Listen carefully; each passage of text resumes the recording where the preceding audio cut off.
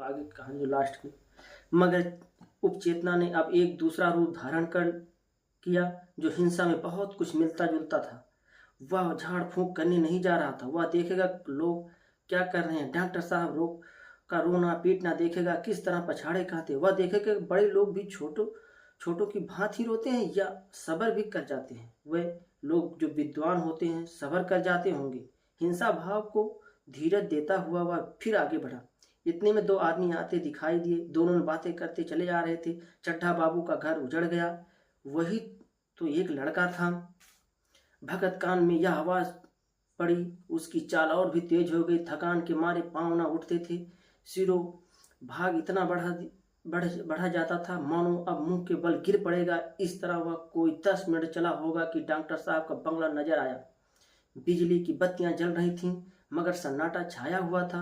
रोने पीटने की आवाज भी ना आती थी। भगत का कलेजा धक धक करने लगा। कहीं मुझे तो बहुत देर तो नहीं हो गई।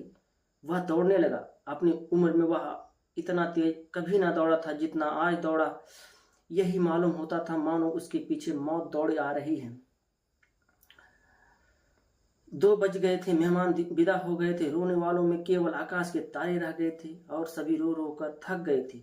बड़ी उत्सुकता के साथ लोग रह रह कर आकाश की ओर देखते थे कि किसी तरह सुबह हो और लाश गंगा की गोद में दी जाए। सहसा भगत ने द्वार पर पहुंचकर आवाज दी, डॉक्टर साहब, समझे कोई मरीज आया होगा। किसी और दिन उन्होंने उस आदमी को दुत्कार दिया होता, मगर आज बाहर निकलाए देखा एक बूढ़ा आदमी खड़ा है। कमर झुकी है, पोपला मुंह भौहें तक सफेद हो गई थी। लकड़ी के सहारे कांप रहा था। बड़ी नम्रता से बोला, क्या है भाई, आज तो हमारे ऊपर ऐसी मुसीबत पड़ गई कि कुछ कहने नहीं बनता। फिर कभी आना। इधर 1 महीना तक तो शायद मैं किसी मरीज को ना देख सकूंगा। भगत ने कहा, सुन चुका हूं बाबूजी, इसलिए आया हूं। भैया कहाँ है, जरा मुझे दिखा दीजिए।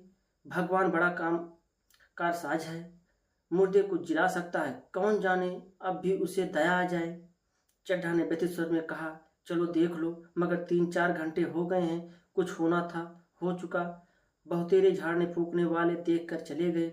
डॉक्टर साहब को आशा तो क्या होती।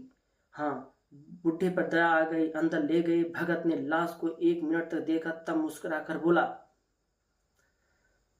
अभी कुछ नहीं बिगड़ा है बाबूजी। वह नारायण चाहेंगे तो आधे घंटे में भैया उठ बैठेंगे। आप नाहिक दिल छोटा कर रहे हैं। जरा कहारों से कहिए पानी तो भरे। कहारों ने पानी भर कर कैलाश को नहाना शुरू कर दिया। पाइप बंद हो गया था। कहारों की संख्या अधिक न थी, इसलिए मेहमानों ने आते के बाहर कुएं से पानी भर भर कर कहारों को दिया। मिलानी ने भी कलसा लिए पानी ला रही थी। बूढ़ा भगत खड़ा मुस्कुरा कर मंत्र पढ़ रहा था मानो विजय उसके सामने खड़ी है। जब एक मंत्र समाप्त हो जाता तब वह एक जैसे कैलाश को सुंघा देता था। एक जड़ी सुहा देता था। इस तरह न जाने कितने घड़े कैलाश के सिर पर डाले गए और न जाने कितनी बार भगत ने मंत्र फूंका। आखिर जब उषा ने अपनी लाल लाल आंखें खोली तो कैलाश की भी लाल लाल आंखें खुल गईं। एक क्षण में उसने अंगड़ाई ली और पानी पीने को मांगा। डॉक्टर चड्ढा ने दौड़कर नारायणी को गले लगा लिया। नारायणी दौड़कर भगत के पैरों पर गिर पड़ी और मृणालिनी कैलाश के सामने आंखों से में आंसू भरे पोंछने लगी। अब कैसी तबीयत है। एक क्षण में चारों तरफ खबर फैल गई। मित्रगण मुबारकबाद देने आने लगे। डॉक्टर साहब बड़े श्रद्धा भाव से हर एक के सामने भगत का यश गाते फिरते थे। सभी लोग भगत के दर्शनों के उत्सुक हो उठे, मगर अंदर जाकर देखा तो भगत का कहीं पता न था। नौकरों ने कहा, अभी तो यहीं बैठा चिलम पी रहे थे, हम लोग तंबाकू देने लगे तो नहीं ली। आप अपने पास से तंबाकू निकाल कर भरी। यही तो भगत की चारों ओर तलाश होने लगी और भगत लपका हुआ घर चला जा रहा था कि बुढ़िया उठने के पहले पहुंच जाऊं। जब मेहमान लोग चले गए तो डॉक्टर साहब नारायण से कहा, बुढ़ा ना जाने कहाँ चला गया। एक चिलम तंबाकू का भी खबरदार ना हुआ। नारायण, मैंने तो सोचा था उसे कोई बड़ी रकम दूंगी। चड्ढा, रात को मैंने नहीं पहचाना, पर जरा साफ हो जाने पर पहचान गया। एक मरीज को लेकर आया था, मुझे याद है, आता है। मैं खेलने जा रहा था और मरीज को देखकर इसे इनकार कर दिया था। आज उसी दिन की बात याद करके मुझे जितनी ग्लानि हो रही है उसे प्रकट नहीं कर सकता।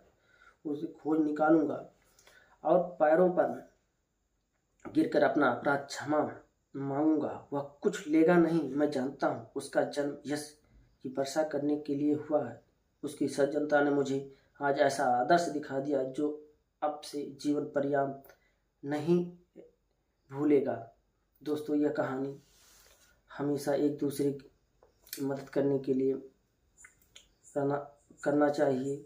कभी अपने धन पद प्रतिष्ठा पे घमंड नहीं करना चाहिए।